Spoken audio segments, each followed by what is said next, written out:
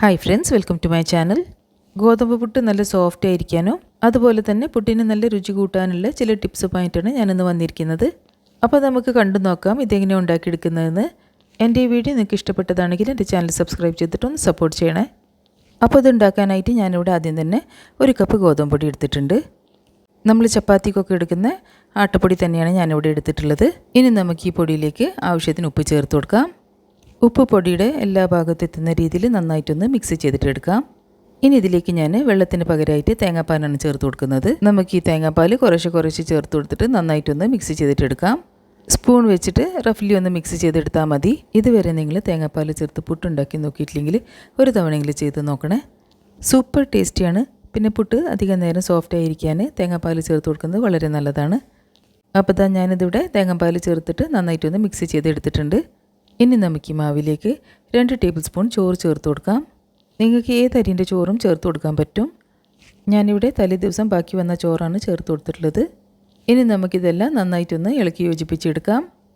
ഇപ്പോൾ ഞാനതിവിടെ നന്നായിട്ട് ഇളക്കി യോജിപ്പിച്ചെടുത്തിട്ടുണ്ട്. ഇനി നമുക്കിത് ഒരു മിക്സിയുടെ ജാറിലേക്ക് ഇട്ട് കൊടുക്കാം.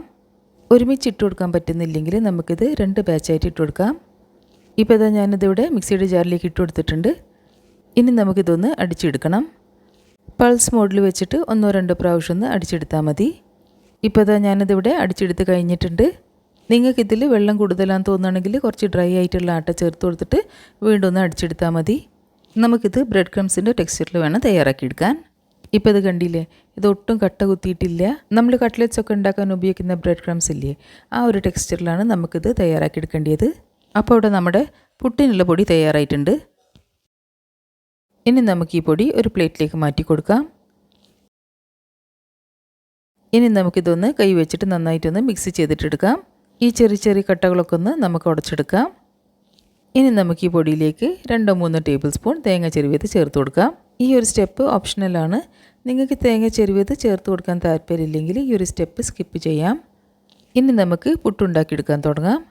അതിനായിട്ട് നമുക്ക് സാധാരണ പുട്ടുണ്ടാക്കിയെടുക്കുന്ന അതേപോലെ തന്നെ ആദ്യം കുറ്റിയിലേക്ക് കുറച്ച് തേങ്ങ ചെറിയത് ചേർത്ത് കൊടുക്കാം. ഇനി നമുക്കിതിലേക്ക് ഗോതമ്പ് പൊടി ചേർത്ത് കൊടുക്കാം. അപ്പോൾ അതുപോലെ തേങ്ങയും പൊടിയൊക്കെ ചേർത്ത് കൊടുത്തതിൻ്റെ ശേഷം നമുക്കിത് ആവിയിൽ വേവിച്ചെടുക്കാം.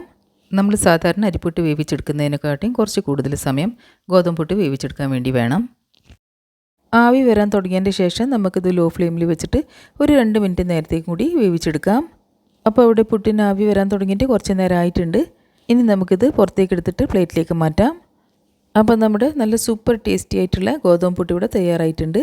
നമ്മളിവിടെ ഗോതമ്പ് പൊടിയിൽ തേങ്ങാപ്പാൽ ചേർത്ത് കൊടുത്തുകൊണ്ട് ഇത് ദിവസം മുഴുവനും സോഫ്റ്റ് ആയിട്ടിരിക്കും. അപ്പോൾ ഈ ഒരു ഹെൽത്തി ബ്രേക്ക്ഫാസ്റ്റ് റെസിപ്പി നിങ്ങളെല്ലാവരും ഒന്ന് ട്രൈ ചെയ്ത് നോക്കണേ. ട്രൈ ചെയ്ത് നോക്കിയിട്ട് നിങ്ങളുടെ ഫീഡ്ബാക്സും സജഷൻസും ഒക്കെ എന്നെ കമൻറ്റ് ബോക്സിൽ കൂടി അറിയിക്കണേ.